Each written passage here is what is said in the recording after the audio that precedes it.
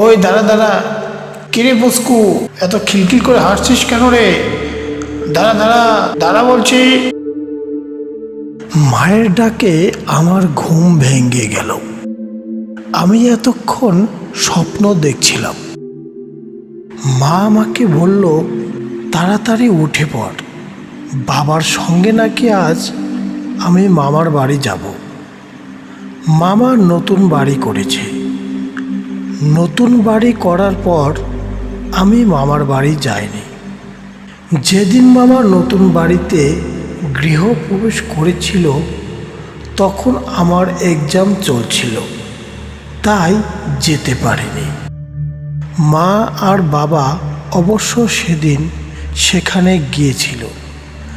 মাঝে মাঝে মামা ফোন করে, বলে আমাকে নিয়ে যেতে। আমার এক্সাম শেষ হয়েছে প্রায় 15-16 দিন হয়ে গেল। গতকাল রাতে মামা ফোন করেছিল তার বাড়িতে যাবার জন্য। বিছানা থেকে চট জলদি উঠে বাবার সঙ্গে রওনা হলাম মামার বাড়ি যাবার জন্য। গরুর গাড়ি করে বাবার সঙ্গে রওনা হলাম। গরুর গাড়ি করে যেতে আমার খুব ভালো লাগে। কিরে, তাহলে শেষমেশ যাচ্ছিস মামার বাড়ি? হ্যাঁ বাবা, ওখানে কিন্তু আমি বেশ কিছুদিন থাকবো। সে কি রে, তোর মা তো বাড়িতে একা, তা কি করে হয়? সেটা জানি না, আমি কিন্তু ওখানে থাকবো কিছুদিন।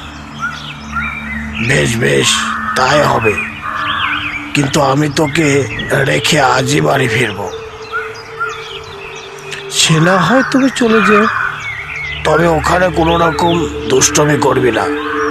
নতুন জায়গা, ভালোভাবে কাউকে তোর চেনা জানা নেই। অচেনা কারোর সাথে ঘুরবি না, তোর মামার সঙ্গে বের হবি। আচ্ছা ঠিক আছে, আমি এখন বড় হয়ে গেছি, আমাকে নিয়ে তোমাকে ভাবতে হবে না। আর একটি কথা, বেশি দিন থাকতে হবে না। তোর মামা একা থাকে সেখানে, খাবার দাবারের সমস্যা হবে।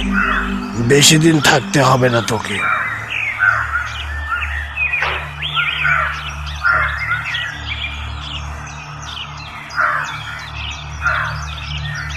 অবশেষে আমরা পৌঁছলাম মামার বাড়িতে। মামা আমাদের দেখে তো খুব খুশি। কি খবর, কেমন লাগছে এখানে? সব ঠিকঠাক আছে, কোনো সমস্যা নেই। তা দিদিকে সঙ্গে আনতেই তো পারতেন। না না, বাড়িতে অনেক কাজ আছে, তাছাড়া আমিও আজ থাকতে পারবো না। মামা অনেক করে বলল বাবাকে থাকতে, কিন্তু বাবা সেদিন থাকতে রাজি হলো না। বাবা বিকেলে আমাকে রেখে বাড়ি চলে গেছে। আমি একা একা খাটের উপর বসে আছি। মামা আমার জন্য রান্না করছে। আমার ঘরে একা একা বসে থাকতে ভালো লাগছিল না। ভাবলাম একটু ছাদে গিয়ে হাঁটাহাঁটি করি। মামার বাড়ির ছাদে উঠে দাঁড়িয়ে আছি। খুব সুন্দর মনোরম বাতাস বইছিল, ভালোই লাগছিল ছাদে। ছাদে থেকে বাড়ির উঠোনটাতে চোখ পড়তেই দেখি একটা ছোট্ট মেয়ে বাড়ির উঠানে দাঁড়িয়ে আছে।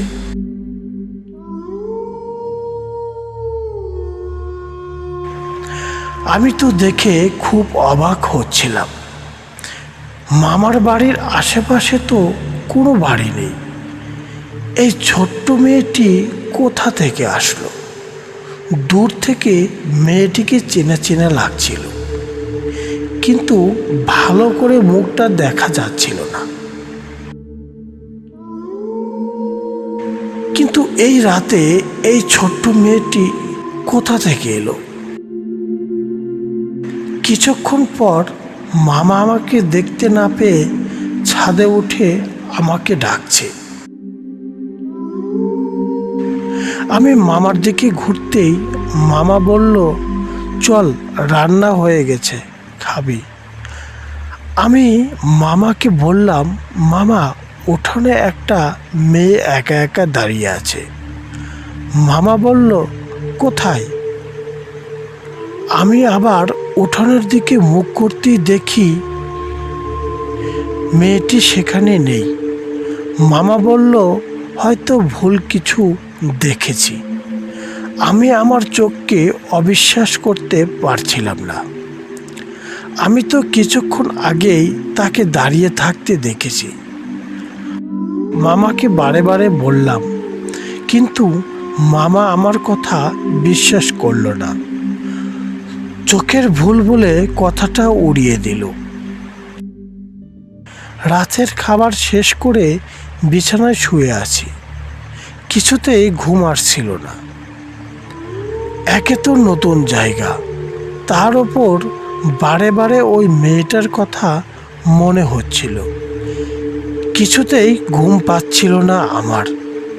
দেখতে দেখতে রাত প্রায় 2টা বেজে গেল, কিন্তু চোখে ঘুম নেই। কিছুক্ষণ পর দেখি দরজায় কে যেন কড়া নাড়ছে।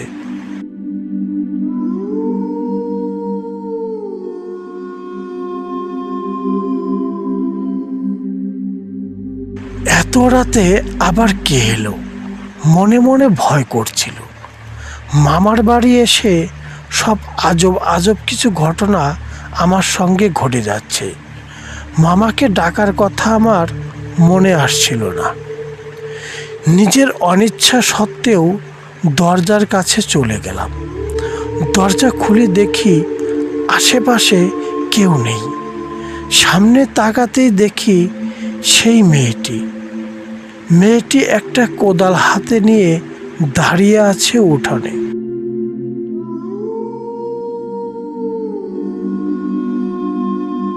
আমি কোথায় যেন এর আগেও এই মেয়েটিকে দেখেছি, খুব চেনা চেনা লাগছিল।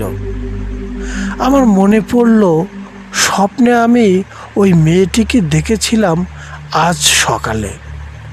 মেয়েটির এক হাতে কোদাল আর অন্য হাত দিয়ে সে দূরে কোথাও কিছু দেখাচ্ছে।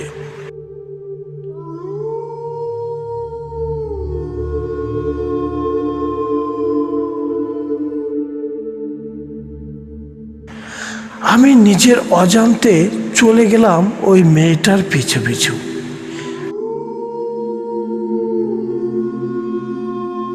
মেয়েটি তার হাত দিয়ে নির্দেশ করা স্থানটির কাছে আমাকে নিয়ে যাচ্ছে। আমি ওর পিছু পিছু যাচ্ছিলাম।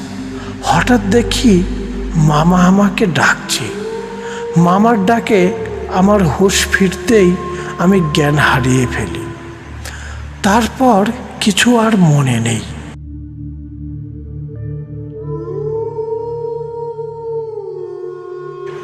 জ্ঞান ফিরতেই দেখি আমার আশেপাশে মামা আর কিছু মানুষ দাঁড়িয়ে আছে। ওই গ্রামের এক বৃদ্ধ জানালো, এই বাড়িতে আগে যারা ছিল তাদের একটা ছোট মেয়ে ছিল। ওই বাড়ির উঠানের ওই দক্ষিণ কোণে একটি কুয়া ছিল। সেই কুয়াতে পড়ে মারা যায় ওই ছোট্ট মেয়েটি। পরে ওই কুয়োতে মাটি দিয়ে ভরাট করে দেওয়া হয়। মাঝে মাঝেই মেয়েটিকে ওই জায়গাতে রাতে গ্রামের অনেকেই দেখতে পায়। সন্ধ্যার পর ভয়ে কেউ ওই রাস্তার পাশ দিয়ে যায় না। তার কথা শুনে ভয়ে আমার শরীর হিম হয়ে এলো। সেদিনই মামাকে বলে আমি বাড়ি চলে যাই। পরে অবশ্য মামা বাড়িটি অন্য মানুষের কাছে বিক্রি করে দেয়। সেদিনের ঘটে যাওয়া ঘটনাটি আজও মনে পড়লে গাটা আমার শিউরে ওঠে। তো বন্ধুরা, আজকের গল্পটি তোমাদের কেমন লাগলো কমেন্ট বক্সে অবশ্যই কমেন্ট করে জানাতে ভুলবে না। আর তোমরা কোন দেশের কোথা থেকে দেখছো আমার এই গল্পটি অবশ্যই জানাবে। পরের ভিডিওতে তোমাদের কমেন্ট পড়ে আমি জানাবো তোমাদের নাম।